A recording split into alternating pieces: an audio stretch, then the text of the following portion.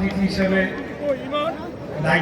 আমন্ত্রিত হয়েছি এবং সেখানে উল্লেখযোগ্য সংখ্যক নেতাকর্মী অপেক্ষা করছে। তাই প্রধান অতিথি এবং সভাপতির অনুমতি নিয়ে সংক্ষিপ্ত শুভেচ্ছা বক্তব্য দিয়ে আমি আজকে আমার বক্তব্য শেষ করে আমি চলে যাচ্ছি। তো প্রিয় নেতৃবৃন্দ, আজকে আমাদের আমি খালি এতটুকুই বলতে চাই যে বাংলাদেশ রাষ্ট্রকে মেরামত করার প্রয়োজনীয়তা কেন দেখা হয়েছে। আপনারা জানেন, খুবই স্বৈরাচারী ফ্যাসিস্ট হাসিনা সে গত 16 বছর বাংলাদেশ রাষ্ট্র, সরকার এবং সকল রাষ্ট্র এবং সরকারের মধ্যে যে পার্থক্য সেটিকে মিলিয়ে মিশিয়ে একাকার করে ফেলেছে।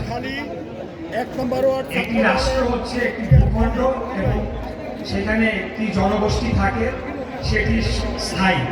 আর সরকার অস্থায়ী, সরকার আসবে যাবে, এটি অস্থায়ী একটা বিষয়।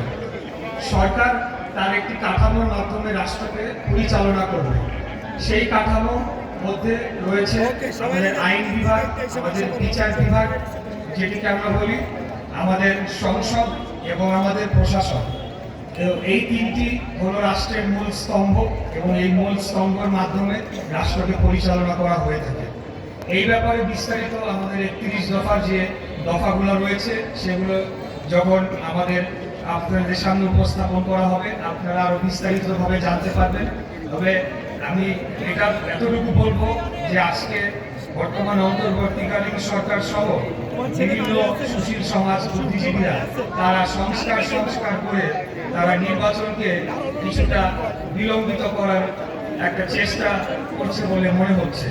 অথচ আরো 2 থেকে 2.5 বছর আগে আমাদের নেতা দেশনায়ক জনাব তারেক রহমান তিনি রাষ্ট্র মেরামতের প্রয়োজনীয়তা উপলব্ধি করেছিলেন এবং তখনই প্রায় 60টির অধিক রাজনৈতিক দলের সাথে আলাপ আলোচনার মাধ্যমে এই 31 দফা কর্মসূচি তখনই ঘোষণা করা হয়েছিল।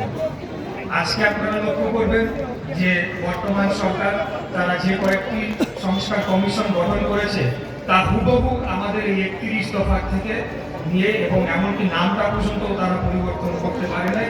সেখান থেকেই তারা নামগুলা নিয়ে এবং সেই কনসেপ্টগুলা নিয়ে এখন রাষ্ট্র মেরামতের তারা কথা বলছে।